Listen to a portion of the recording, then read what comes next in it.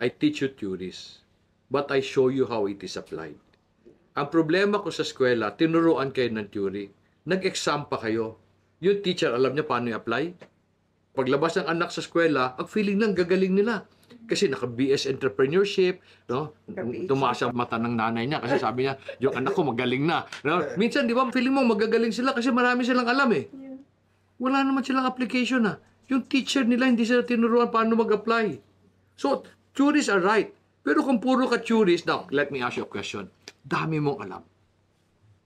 Kaya dami mong alam na prinsipyo, theories. What kind of person do you become?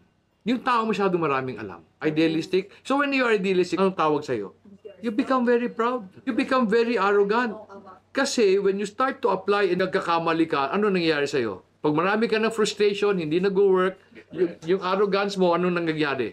Nadidepress ka, mamaya naha-humble ka na. So knowledge to me is very dangerous. Basa kayo ng basa, turo kayo ng turo, tapos hindi nyo alam paano i-apply. Ako, when people listen to me, sabi nila, you're very practical because I'm very compassionate. Anong compassionate? Alam ko dinadaanan nyo. So hindi ko kayo sasabihin, madali lang yan.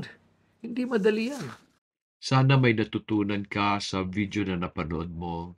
Kung nakatulong ito sa'yo, can you share this with friends and family who you think will benefit from it? On the other hand, meron sana akong small favor na gustong hingin sa'yo. You see, YouTube tends to share a channel to more people pag tumataas ang subscription. Ako, ang dream ko is to be able to help more Filipinos become fruitful. So can you help me?